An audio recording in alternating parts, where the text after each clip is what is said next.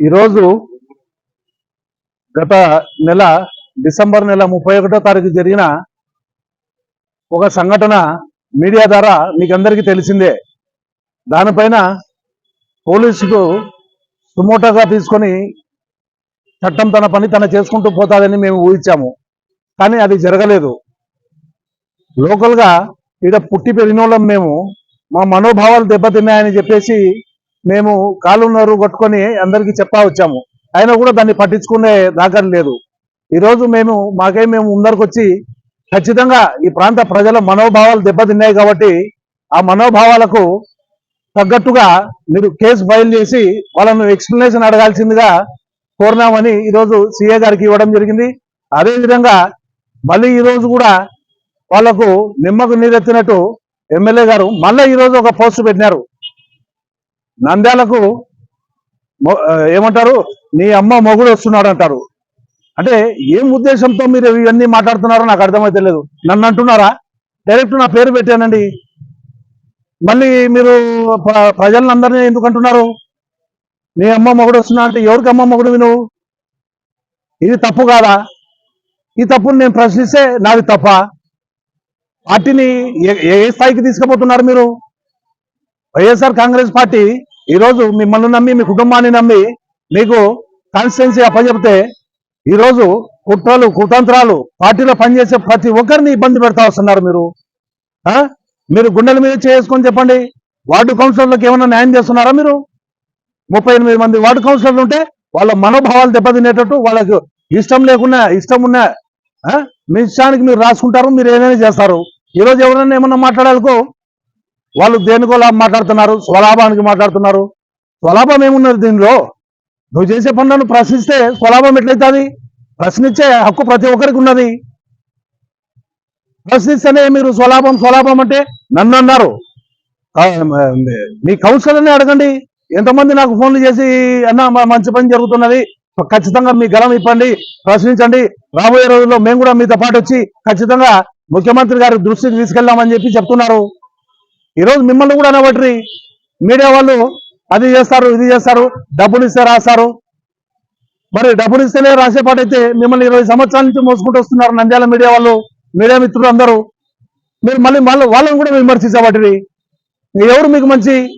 Party ఎన్నో గొప్ప గొప్ప కార్యక్రమాలు చేసుకుంటూ పోతుంటే మీరు ఈరోజు మీ చిల్లర రాజకీయం, అంతర పోరాటం లోపల ఉన్న వాళ్ళకు పెట్టి ఎవరిని ఎదగనియరు.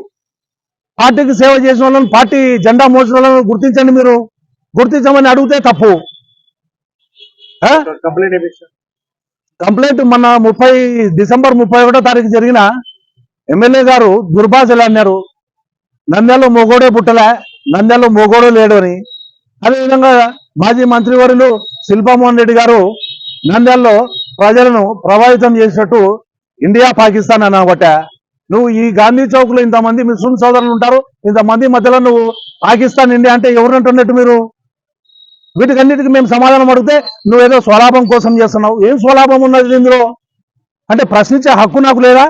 ఈ ఊర్లో పుట్టి పెరిగినోడిని, మిమ్మల్ని ఎక్కడి నుంచి వచ్చిన వాళ్ళని మేము నెత్తిన పెట్టుకొని మీకు ఓట్లేసి గెలిపించి మీ కుటుంబానికి అంత గౌరవం ఇచ్చిమే 20 సంవత్సరాలు లేని ఈరోజు మేము గలం ఇప్పి అడిగితే మీరు చేసిన తప్పును అది మమ్మల్ని మాకే రుద్ది మేమేదో తప్పు చేస్తున్నట్టు మీరు పెద్ద బూతుగా చూపిస్తున్నారు. మేమేమన్నా తప్పు చేసినామా? రండి, మరి అట్లా కూడా బహిరంగ చర్చకు రండి. దీన్ని ఇంతటితో వదిలేదు లేదు. ఖచ్చితంగా ముఖ్యమంత్రి గారి దృష్టికి తీసుకెళ్తాము. మీరన్న ప్రతి మాటకు మీరు అక్కడ ముఖ్యమంత్రి గారి దగ్గర పార్టీ తరఫున మీరు సమాధానం చెప్పాలి. సమాధానం చెప్పేదాకా నేను ఇచ్చే ప్రసక్తే లేదు. మీరు చేస్తేనేమో రాజరికము, అవతలను చేస్తే దొంగతనమా? ఎట్లా న్యాయం ఇది? మా ప్రాంతంలో పుట్టి మేము ఇక్కడ పుట్టి పెరిగిన వాళ్ళము, మీరు మమ్మల్ని అన్న మాటలకు మేము ప్రశ్న అడుగుతానే మీకు అంత బాధ ఉన్నది. మేము అనిపించుకున్న వాళ్ళకు మాకెంత బాధ ఉంటుంది. కాబట్టి ఇవన్నీ కూడా మీరు దృష్టిలో పెట్టుకొని చాలా జాగ్రత్తగా ముందరికి పోవాలి. ఎలక్షన్లు వస్తున్నాయి, మీరు ఏం మెసేజ్ ఇస్తామనుకుంటున్నారు? పార్టీని భ్రష్టు పట్టిస్తున్నారు. ఈరోజు అడిగిన వాళ్ళందరూ తప్పే, అడిగిన వాళ్ళందరూ మీరంతా కరెక్టా? మరి రండి, బహిరంగ చర్చకు రండి. మేము తప్పు చేయలేదు, మేము చేయలేదు అనేది బహిరంగ చర్చకు అంటే మేము రాము. సైలెన్స్ అంటే వైలెన్స్ అని ఏందో మళ్ళీ మెసేజ్లు పెడుతున్నావు. సైలెంట్ ఎంత వైలెంట్గా ఉంటారో చూపిస్తారంట ఆయన. మరి ఏం వైలెన్స్ చూపిస్తారో మరి నంద్యాల ప్రాంత ప్రజలకు. మా ప్రాంత ప్రజలతో మీరు ఏమో అంటారు చూడు, అటు ఇటు వేసి డబ్బాలు వేసి ఊపి పారేస్తున్నారు మమ్మల్ని. భయభ్రాంతులకు గురి చేసి మెంటల్ గా డిస్టర్బ్ చేసి ప్రతి ఒక్కరిని మీ పోస్టులు బీకుతాం, మీ అది బీకుతాం, మీ పర్సనల్ జీవితాన్ని నాకే ధమ్కిస్తున్నారు. నీ పర్సనల్ జీవితం కూడా డిస్టర్బ్ అవుతుంది.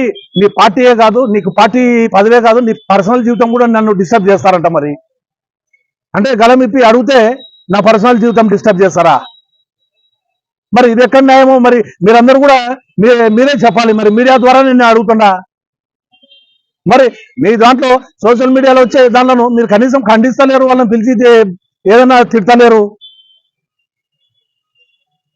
ఈ కాపీ ఇక్కడ ఇవ్వడం జరిగిందండి ఈరోజు. ఏమండి, సిఏ గారు పై అధికారులతో కూడా డిస్కస్ చేసి ఖచ్చితంగా న్యాయం జరిగేలా చూస్తామన్నారు. ఈ రోజు జరిగిన సంఘటన పైన కూడా ఎస్పీ గారికి ఒక కంప్లైంట్ ఇవ్వడానికి వెళ్తున్నాము. అక్కడ ఎస్పీ గారికి ఇచ్చిన తర్వాత మళ్ళీ ఎస్పీ గారు ఏమన్నారో మీ ముందరకు వచ్చి చెప్తున్నారు. Thank you. మా నెక్స్ట్ స్టెప్ ఏమున్నదండి? ఇప్పుడు రాబోయే రోజుల్లో ఇప్పుడు ఎలక్షన్లు వస్తున్నాయి. పార్టీని బలపరచాలనే తప్ప మీరు రోజు రోజుకు పార్టీని దిగజారుస్తున్నారు మీ స్వలాభం కోసం. అది నిజమా కాదా చెప్పండి. మరి రండి, పబ్లిక్ లో రండి, మాట్లాడదాం. మరి పబ్లిక్ లో మైక్ పెట్టుకుని కూర్చున్నాము. మీరు కూర్చోండి, నేను కూర్చుంటాను, మా ప్రాంత ప్రజలందరూ వచ్చి కూర్చుంటారు. అన్ని దానికి సమాధానాలు చెప్పండి. మేమేమన్నా తప్పు మాట్లాడుతున్నామేమో? మేమేమన్నా తప్పు మాట్లాడినామా? అడగడమే తప్పంటే ఎట్లండి ఇది? థ్యాంక్ యూ అన్న.